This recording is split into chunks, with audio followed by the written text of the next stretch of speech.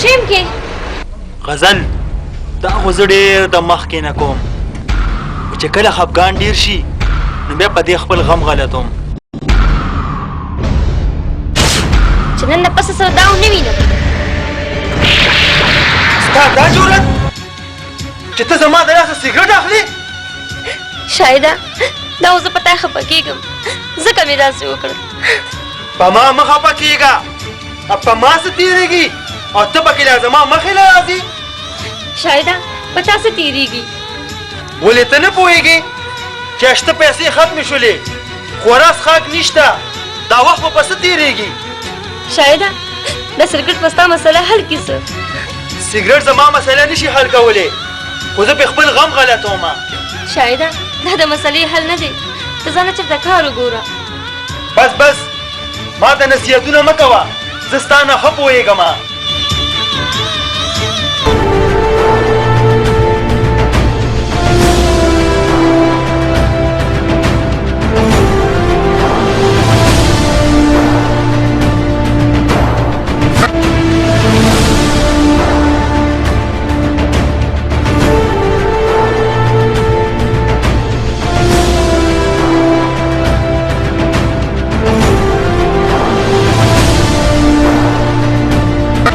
شاهده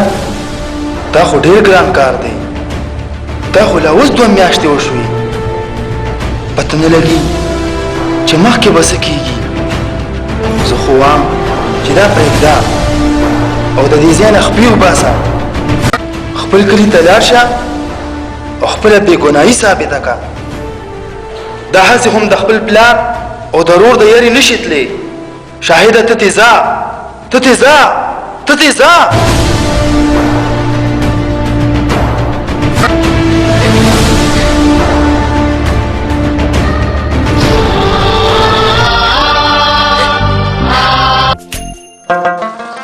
یار ګلپام ته ټلیفون نه کوو ولې نه یار وکوه ته کنه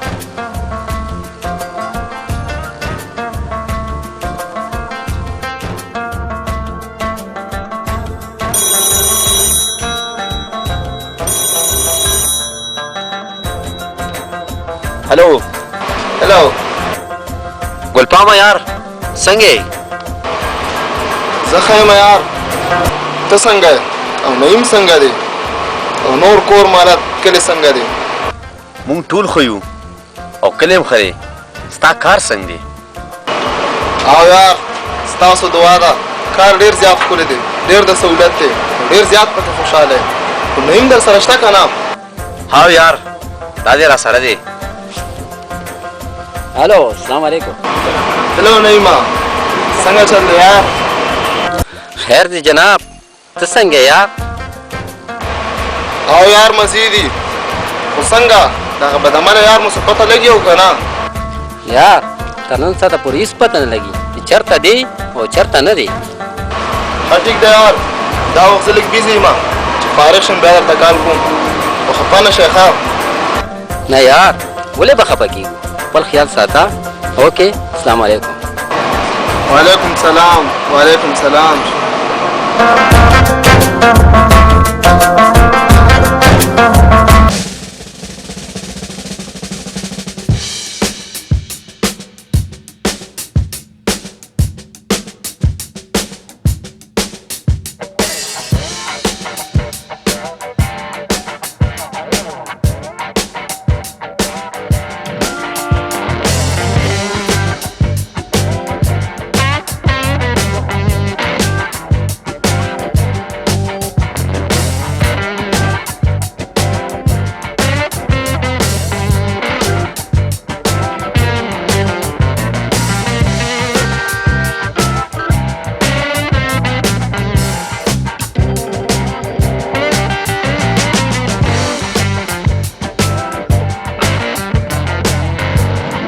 متا در بکی درته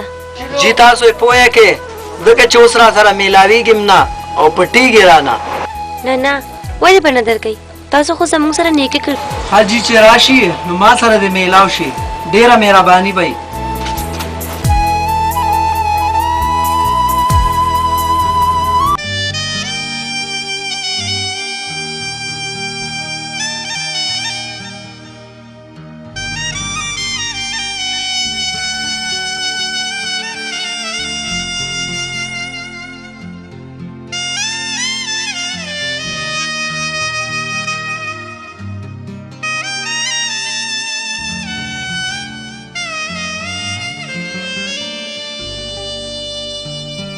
گریوان صرف مثال دلی ونو یما پروانیش تک بندی پجیل خانو یما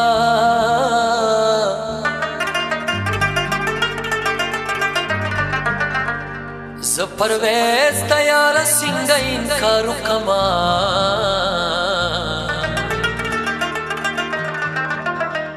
چی دیر پیلا قد پختنو یما پمانن سختا کاشنا د خیر دے تیر بشی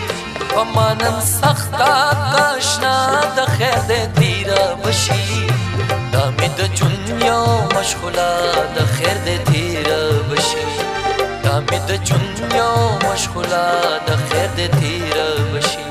پمانن سختا کاشنا د خیر دے تیر بشی دامی د جنیا مشغولا د خیر دے تیر بشی دامی د جنیا مشغولا د خیر دے تیر بشی